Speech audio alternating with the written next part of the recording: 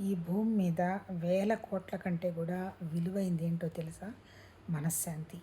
మనశ్శాంతి కనుక మన మనసులో ఉంటే మనం ఏ విషయం చూసినా, ఏ మనిషిని చూసినా ఆహ్లాదంగా ఉంటుంది, ఆనందంగా ఉంటుంది తప్ప రియాక్షన్ అనేది ఉండనే ఉండదు. మరి మనశ్శాంతి ఎందుకు లేదు? మనశ్శాంతి ఎందుకు ఉండడం లేదు అంటే మన ఆలోచనలు చాలా ఘోరంగా ఉంటున్నాయి.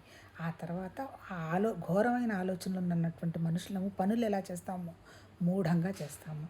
మూఢమైన ఆలోచనలు మూఢమైన పనులు, ఘోరమైన ఆలోచనలు మన మనశ్శాంతిని దెబ్బతీస్తున్నాయి.